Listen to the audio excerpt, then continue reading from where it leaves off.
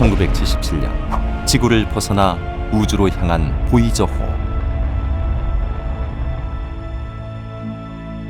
이미 목성과 토성에 대한 정보를 지구에 전송했고 태양계 끝을 향해 빠르게 날아가고 있는 중입니다. And then each one flew by Saturn, and then Voyager 2 flew by Uranus and Neptune, each time increasing their speed until they could leave the solar system.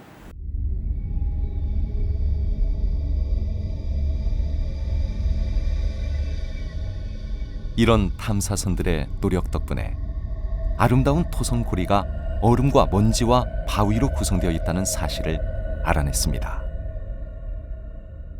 Saturn's rings are a good analogy for what the early solar system would have been like, that disk from which the planets formed. And so by understanding the interactions of the ring particles, we're learning more about what the early solar system may have looked like as those tiny objects were coming together that went on to accrete and then form the planets in the solar system. 우주 탐사선들의 활약을 통해 태양계 비밀들이 속속 밝혀지고 있습니다. 태양계의 중심인 태양. 지름은 지구의 109배, 질량은 지구의 33만 배로 태양계 전체 질량의 약 99%를 차지할 정도로 매우 크고 무겁습니다.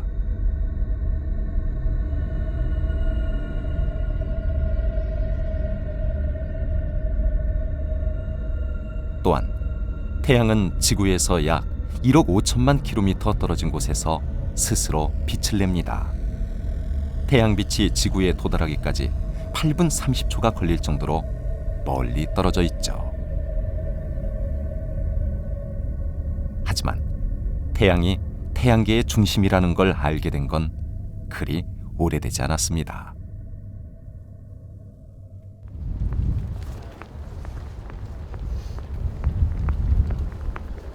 미국 뉴욕에 자리한 콜럼비아 대학교.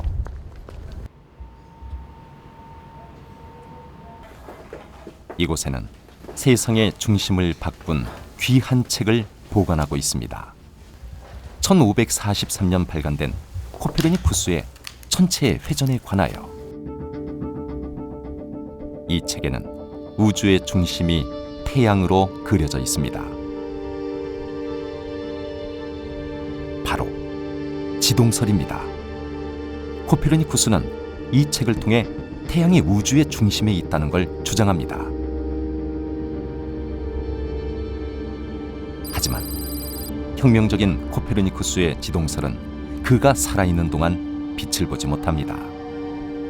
왜냐하면 인류는 아주 오랫동안 지구가 세상의 중심이라고 여겨왔고 당연히 태양도 지구를 중심으로 돈다고 생각했기 때문이죠.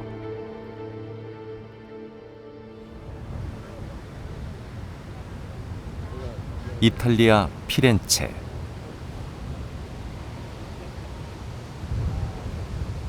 코페르니쿠스의 지동설은 이곳에서 새롭게 조명됩니다.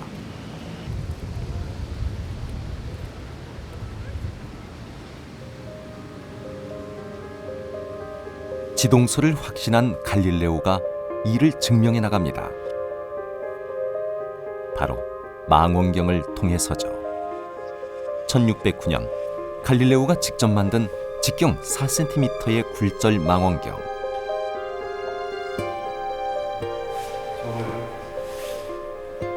갈릴레오는 이를 이용해 처음으로 밤하늘을 관측했습니다.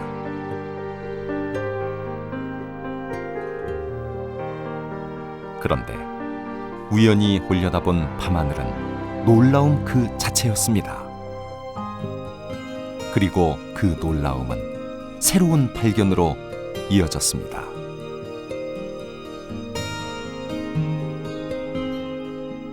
갈릴레오는 최초로 달의 분화구가 있다는 사실을 알았고 태양을 보고 우리가 속한 은하수를 망원경으로 관측했습니다.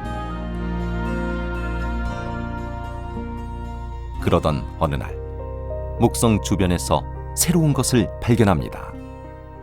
Dall'osservazione di Giove invece Galileo ricavò la scoperta di 4 astri che giravano intorno al pianeta, 4 satelliti di Giove, che erano una prova ulteriore a favore del sistema copernicano. 갈릴레오는 목성의 위성에 주목했습니다. 목성이 자신의 주위를 도는 위성을 가지고 있다는 건 모든 천체가 지구 주위를 돌 필요가 없다는 걸 의미합니다.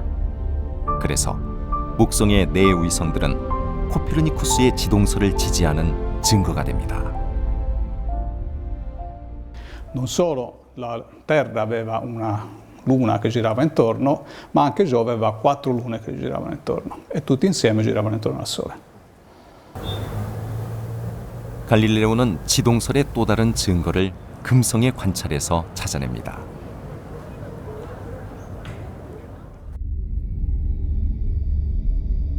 만약 지구가 우주의 중심에 있다면 지구에서 본 금성의 크기는 항상 일정해야 합니다.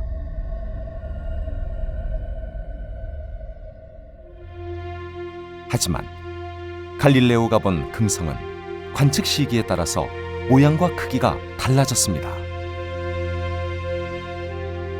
이런 갈릴레오의 관측을 통해 사람들은 비로소 지동설을 믿게 됩니다.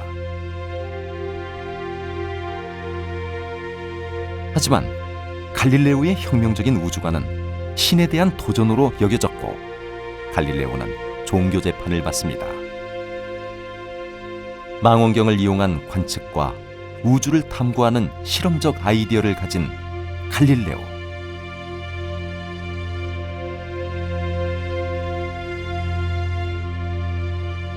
그를 통해 사람들은 태양이 세상의 중심이라는 것을 비로소 알게 됩니다.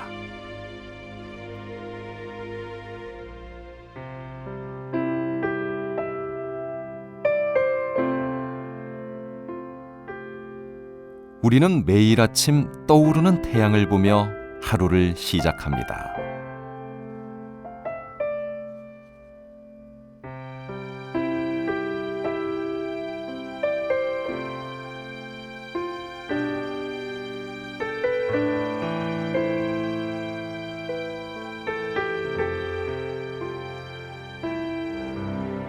인간을 비롯한 지구의 모든 생명체가 태양이 보내는 빛과 에너지로 살아가죠.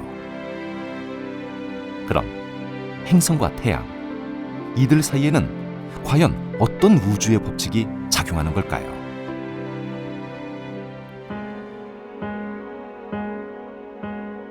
우주의 법칙은 지동설을 알기 전부터 천문학자들의 관측을 통해 연구되어 왔습니다. 관측을 체계화한 사람은 요하네스 케플러. 그의 대단한 업적 뒤에는 스승인 티코 브라헤의 놀라운 관측 자료들이 있었습니다. Tycho Brahe was an astronomer in the 1500s who made very careful observations of where the planets were. This is before the time of telescopes. So his instrument of choice was called the Quadrans Muralis. It was a very large protractor, if you will, as large as a room. And he would measure the exact angle that a star made with respect to this large protractor and take observations this way. 그는 6분의 1하는 기구를 가지고 매일 밤 천체를 정밀하게 관측했고 그 결과 어마어마한 양의 기록을 만들어냈습니다. 티코 브라헤가 세상을 떠난 후 행성 운동을 연구하던 케플러는 첫 번째 난관에 봉착합니다. 행성의 운동이 완벽한 형태의 원이라고 했던 코페르니쿠스의 주장과 티코 브라헤의 관측이 일치하지 않았던 겁니다. 케플러는 화성의 궤도를 중심으로 수백 번의 계산을 반복했고 그 결과 행성의 궤도는 거리와 속도에 일정한 관계가 있는 타원 궤도임을 알아냅니다. 그리고 이 타원 궤도를 바탕으로 행성의 운동 법칙을 만듭니다. It was only until Kepler's laws described the motions of the planets and predicted where they should be in the sky exactly But he had no idea why they should do this. And that would come later in the 1600s.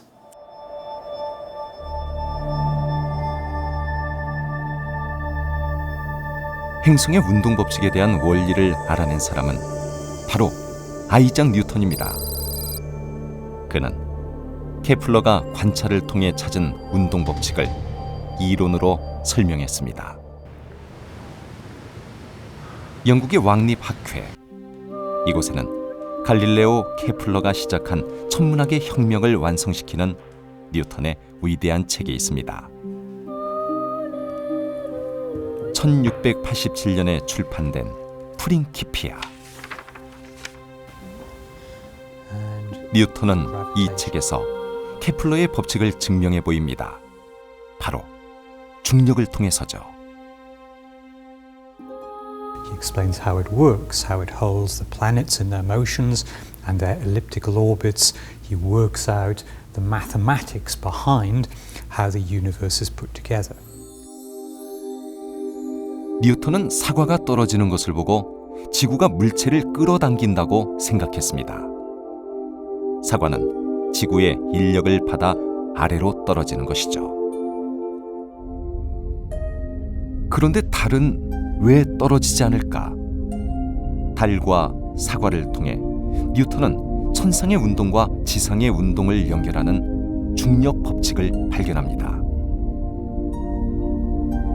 뉴턴은 이 법칙을 대포를 이용해 설명했습니다.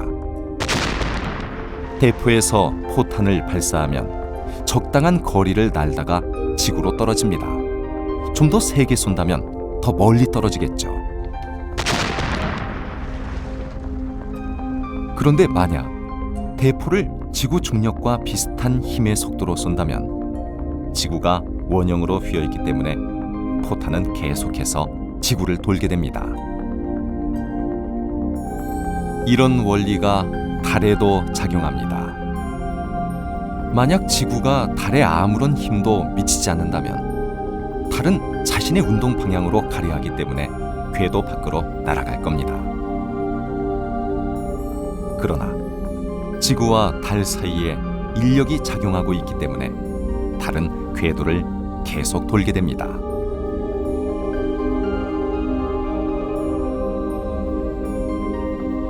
뉴턴은 이를 바탕으로 모든 사물이 서로 끌어당긴다는 만유인력의 법칙을 발견합니다.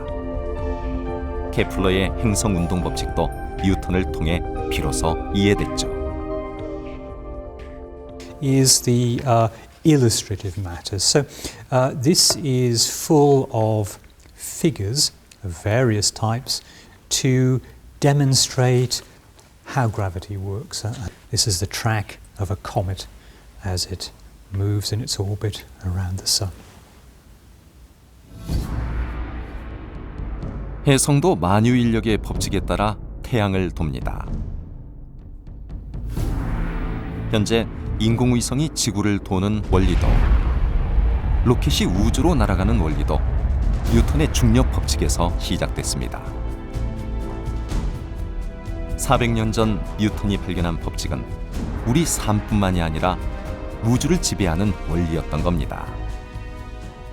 Isaac Newton was one of the greatest physicists of all time, but even he said he got to where he did by standing on the shoulders of giants. 프린키피아에는 또 하나의 중요한 발견이 담겨 있습니다. Where he stood in a darkened room with a prism, shone a tight beam of white light through the prism and split it into its constituent colours, colours of the spectrum. And here we see in this drawing, in this letter, him describing just such an experiment. 뉴턴은 프리즘으로 빛이 여러 가지 색으로 이루어져 있다는 걸 처음으로 발견했습니다. 사람들은 뉴턴의 관찰을 통해 비로소 빛을 과학적으로 접근하게 됐습니다.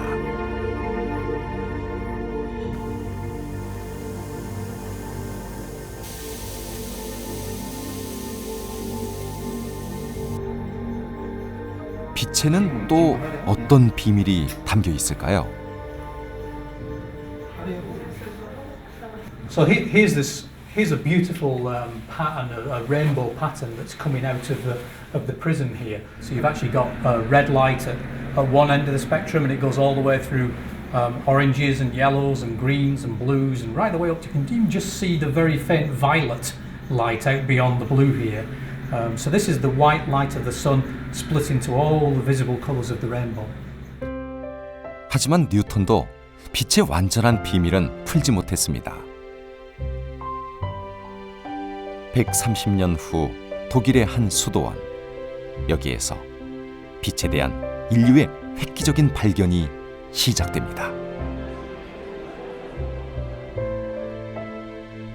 1805년 프라운호퍼가 렌즈 제작을 위해 수도원으로 옵니다.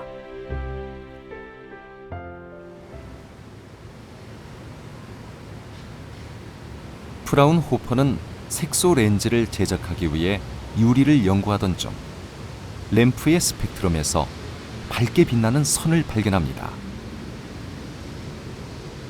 당시 호퍼가 봤던 그 빛은 어떤 모습이었을까요? Hier hat Fraunhofer 10 Jahre lang geforscht, experimentiert und seine wichtigsten Erfolge erzielt. Vor allem hat er hier die 6 Spektralfarben im Sonnenlicht entdeckt und zweitens innerhalb dieser 6 Spektralfarben die dunklen Linien, die man heute Fraunhofersche Linien nennt. 당시 프라운호퍼는 분광기로 빛을 연구했습니다. 분광기는 빛을 스펙트럼으로 분해하여 조사하는 도구죠. 그런데 프라운호퍼가 분광기로 태양빛을 분석하자 태양 스펙트럼 속에서 검은 선이 나타난 겁니다. 스펙트럼에서 보이는 검은 선이 바로 프라운호퍼가 발견한 것입니다. 그는 500개의 흡수선을 밝기순으로 나타내 빛의 분류 체계를 만들었고 이 체계는 태양의 비밀을 푸는 열쇠가 됩니다. 태양이 보내는 신호이자 에너지의 전달체인 빛. 오늘날 과학자들은 프라운호퍼선을 이용해 태양과 별을 연구하고 있습니다. 필립 세러 교수도 그중 한 사람이죠.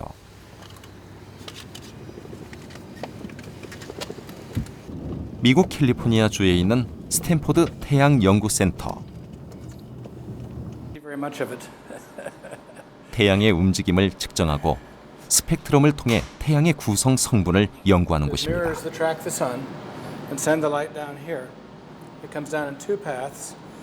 Each element has its own fingerprint, its own spectrum. So if you have something like a star that has all the elements, then it will have all of the spectra put together. But you can separate them with a spectrograph with enough dispersion, enough separation, so that you can get all the lines apart from each other. 태양은 무엇으로 이루어져 있을까요? 우선 태양빛을 스펙트럼으로 분석합니다. 태양과 같이 열이 나는 물체는 스펙트럼 분석을 통해 구성 원소가 무엇으로 만들어졌는지 알 수 있습니다. 스펙트럼 분석을 통해 본 태양은 대부분 수소로 채워져 있고 헬륨이 20%, 나머지 원소들이 5% 정도를 차지합니다. 또 태양은 자연계에 존재하는 90여 가지의 원소를 모두 가지고 있습니다. 프라운호퍼선은 오늘날까지 태양과 별들의 특성을 알아낼 수 있는 중요한 과학적 도구가 되고 있습니다.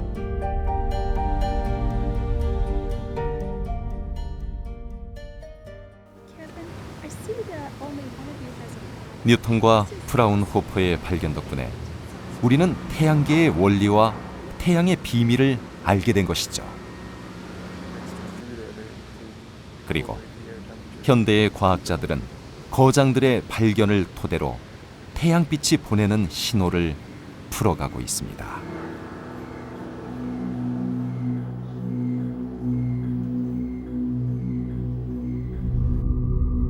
그럼 태양과 태양계는 어떻게 탄생한 걸까요?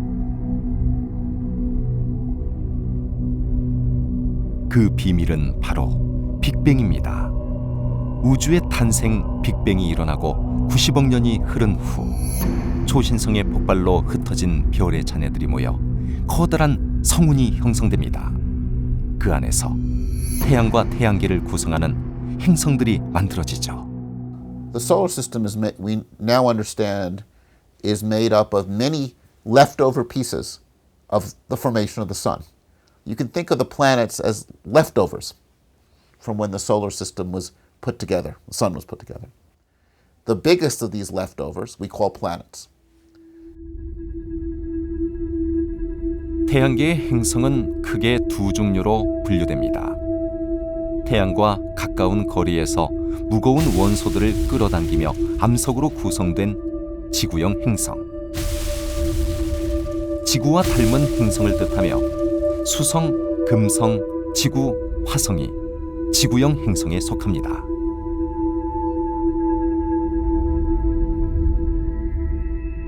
다음은 목성형 행성. 태양과 먼 거리의 기체들이 중력에 의해 응집되면서 행성을 만드는데 목성, 토성, 천왕성, 해왕성이 여기에 속합니다.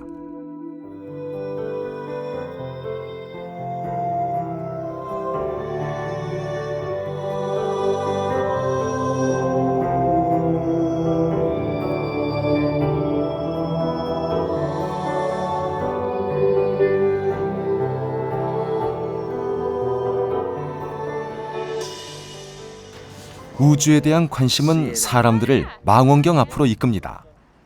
한 아마추어 전문가들의 모임. For an object a billion miles away, it looks decent. Wow. The image you see left an hour and a half ago at the speed of light. Wow. 망원경을 통해 본 하늘은 아주 특별하게 다가옵니다. Back here on the floor. Oh yeah, perfect. The rings, everything. Oh yeah, it's Oh, awesome. lovely. I actually saw the Saturn with the rings and everything. It wasn't really huge. I've seen it like bigger sometimes when they have it here, but it was really cool. You could actually see like the main body of the planet and then the rings. So that was really cool. 이들에게 우주는 어떤 의미일까요? These objects live for billions and billions of years. Our lives is not even a wink of an eye. You know, such a short time, so better enjoy it. 아주 멀리 있지만 우리는 우주의 천체들과 함께 살아갑니다. 그래서 더 신비한 거겠죠.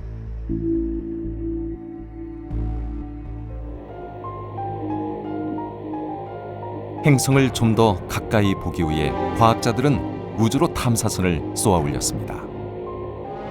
수십 년 동안 우주를 비행하며 이들이 전송한 자료에는 행성들의 특별한 모습이 담겨 있습니다.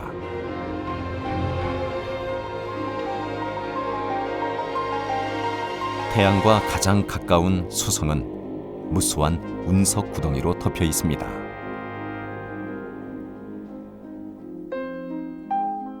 이 행성은 이산화탄소로 채워진 두꺼운 대기를 가진 금성, 새벽에 보이는 금성을 샛별이라 부르기도 하죠. 이 우주선은 화성으로 향하고 있습니다. 화성은 활발한 화산 활동으로 계곡 형태의 지형을 볼 수 있는 행성입니다. Mars is about half of the diameter of the Earth, about 10% of the mass of the Earth. And it has a lot of water on its surface in the form of frozen ice. It also has a thin atmosphere. Its atmosphere is made of carbon dioxide and nitrogen gas, a lot like Venus's. 목성 탐사선 주노, 세 개의 거대한 패널을 갖추고 태양광 동력으로 비행합니다. 주노가 목성까지 도달하는데 5년이 걸릴 것으로 예상하고 있죠. 다음은 아름다운 고리를 가진 토성. The ring system is beautiful. It's hard to imagine, though, that it's really made of trillions of tiny chunks of ice, a little bit of rock, but mostly ice. And these all orbit Saturn individually. The extent of the rings is something like 1 million kilometers across, and yet the thickness is less than 10 meters. 수소와 헬륨, 얼음으로 만들어진 천왕성. 마지막 행성인 해왕성까지 태양계에는 8개의 행성들이 있습니다. 이들이 충돌하지 않고 자기의 궤도를 계속해서 도는 이유는 바로 뉴턴의 중력 법칙으로 설명이 됩니다.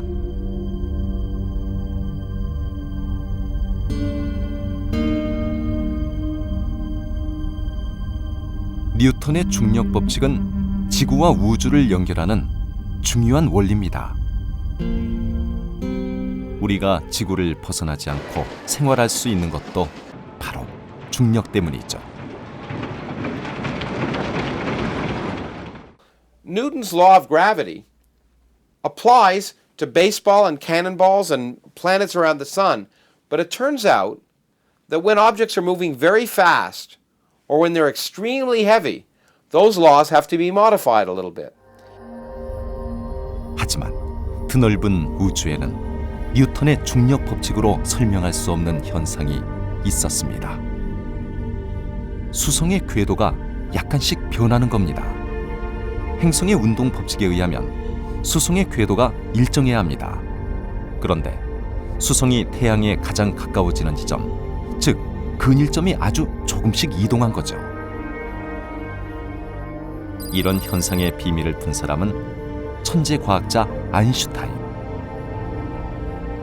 무거운 물체의 질량이 시간과 공간을 휘게 만들어 다른 물체에 영향을 미치는 것으로 이 현상을 설명했습니다. Heavy ball bearing and put it on a balloon or a surface, you can see it bends it. Heavy ball bearing on this surface, you see it bends the surface. And if I take this light ball bearing and put it nearby, it rolls down. It rolls towards it. Now it doesn't roll towards it because it's attracted to the object. It rolls towards it because it's rolling in a curved space. 아인슈타인의 일반 상대성 이론에 따르면 태양에 가깝게 접근하던 수성이 태양이라는 거대한 물체로 인해 휘어진 시공간으로 이동한다는 겁니다. Space curves in the presence of matter.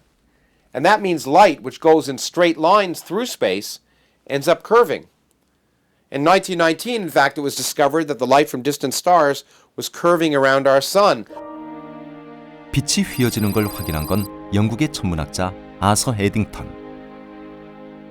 달이 태양을 가리는 일식을 통해 찾아냈습니다. 개기일식이 일어날 때 태양 바로 옆에 보이는 별의 위치를 사진으로 찍었고 그 별이 다시 나타났을 때 위치를 비교했습니다. 그러자 별의 위치가 이동한 것처럼 보였죠. 그럼 어떻게 빛이 휘어질까요? 우주에서 빛은 직선으로 움직이려 하지만 커다란 별이나 은하단처럼 질량이 큰 물질이 있으면 시간과 공간이 휘어지고 빛도 이 휘어진 공간에 의해 위치가 왜곡됩니다. 이를 중력 렌즈 효과라고 합니다. This is another massive cluster of galaxies, and there are 5 images of the same spiral galaxy in the background that you can see in different locations here, and you can recognize this galaxy here, but spread out and smeared around by the gravitational lensing.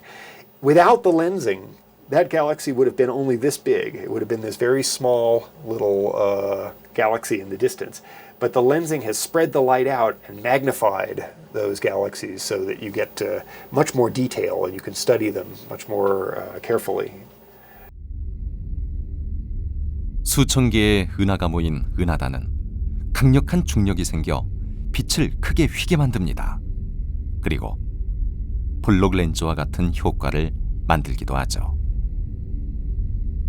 과학자들은 중력 렌즈 효과로 더 멀리 있는 천체의 정보를 알아내는 데 이용합니다.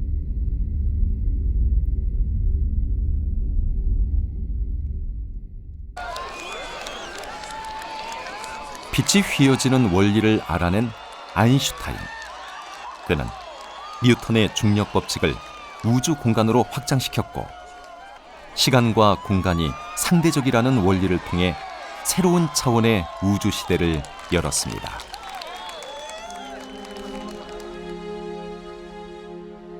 그리고 아인슈타인은 태양 에너지의 원리를 찾아냅니다.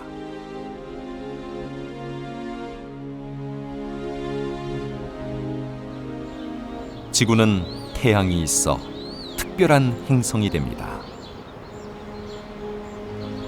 적당한 거리에서 빛과 에너지를 보내주기 때문이죠. 우리는 태양이 보내는 빛과 에너지로 싹을 틔우고 생명을 유지합니다.